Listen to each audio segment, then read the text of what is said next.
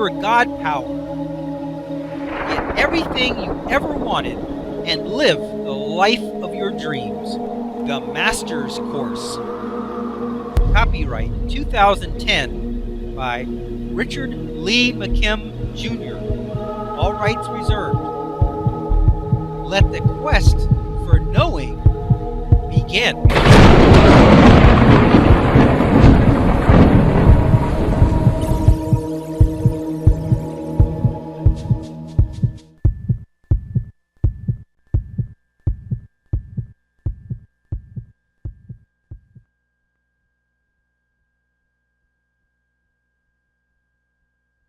Chapter 8. What is reality? Take a moment and really think about this, because this chapter is going to blow your mind. How can you tell what is reality and what is not? Where does reality come from? Does it come from the universe? Do you think that there are alternate universes? If so, do the other universes have the same reality? Or do you think that their reality would be different? If the other universe had a different reality, then does that mean that each universe has a certain reality of its own? How do you know what the parameters of reality are? In other words, what are the rules as to what is real and what is not? Does it have to be something that you can see to be real?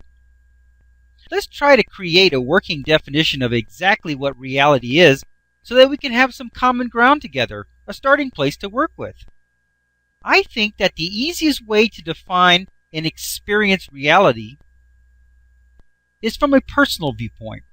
While there are many aspects of reality that go far beyond what we can experience with our five senses, and even can be described by physics, let's call reality that which someone can experience.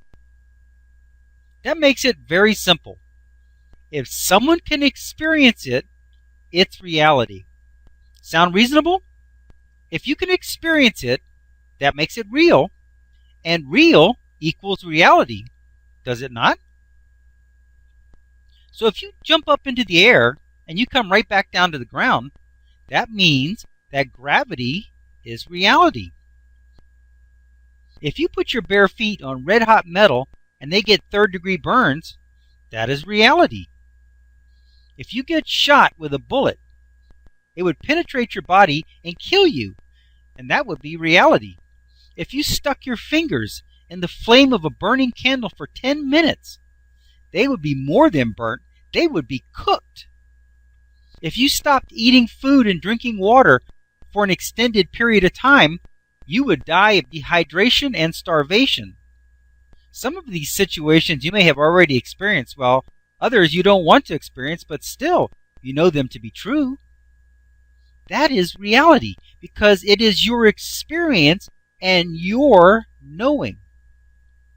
Fair enough?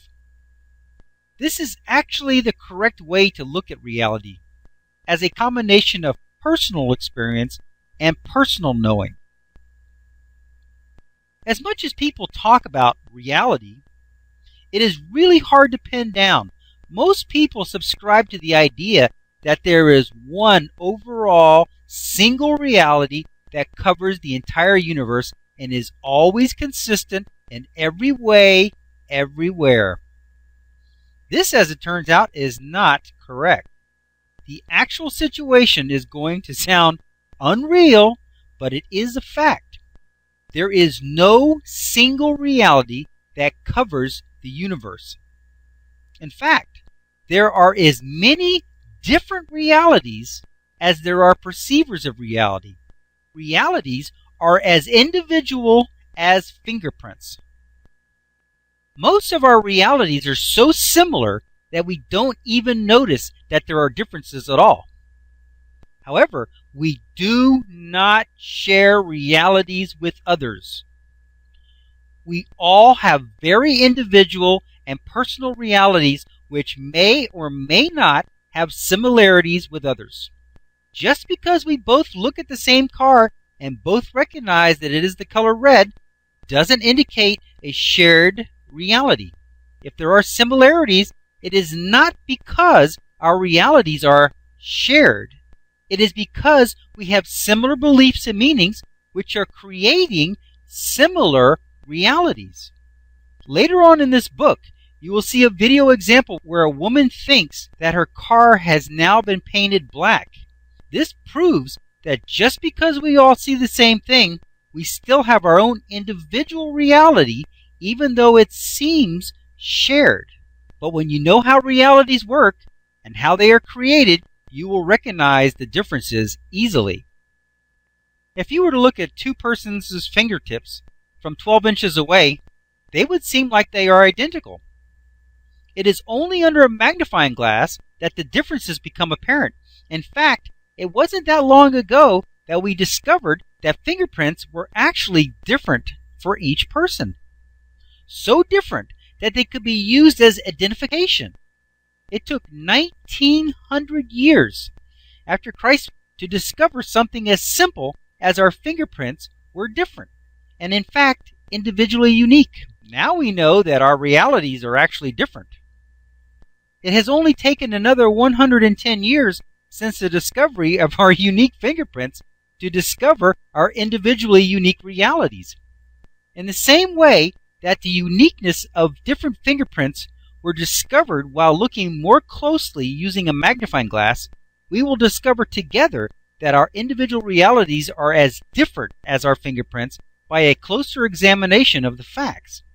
Like fingerprints, the differences have always lay there before our eyes undiscovered. And like the discovery of the individual fingerprints, the discovery that we have individual realities will be revolutionary. Realities are a matter of perception.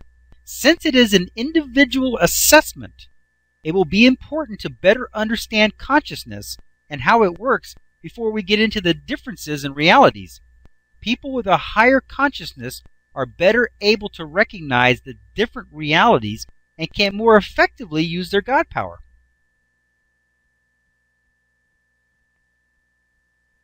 What is a higher consciousness? People are always talking about higher consciousness, and yet, what are they talking about? What does this mean in terms of your reality? Higher consciousness is a different state of mind that changes your awareness of your situation.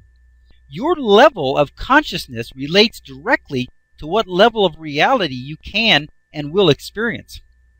At the higher levels of consciousness, you have a greater and more powerful reality, while at the lower levels of consciousness, you have a smaller and more limited reality. To understand this better, let's look at the different levels of matter. At the normal level, we have rocks, water, metal objects, etc.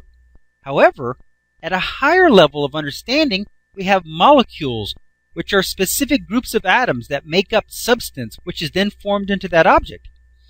Then, at an even higher level of understanding, we have atoms, which are the building blocks of molecules.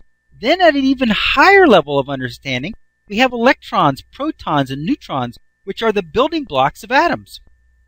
If you have noticed, the higher the level we achieved, the more basic and uniform the understanding. That is to say that at the level of the object, it was the only one of its kind. However, as we reached the molecule level, we were now at a level of understanding that covered every object in the universe that was made of the same material. When we reached the individual atom level, we now reach common ground with every kind of material that had that atom in it, be it metal, water, or whatever. However, at the highest level, for our purposes, we had protons, electrons, and neutrons, the most basic building blocks of all matter everywhere.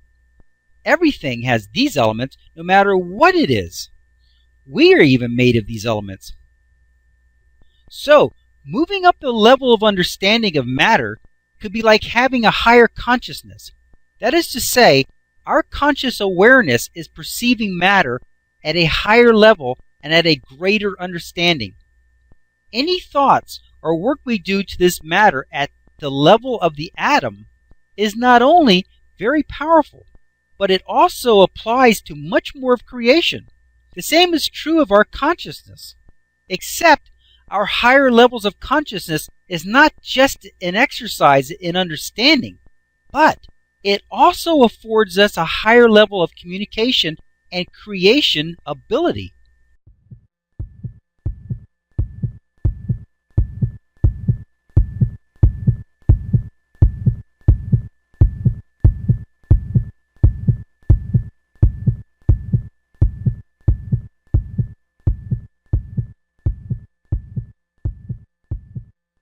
To continue, go to How to Use Your God Power, Chapter number 8, Segment number 2.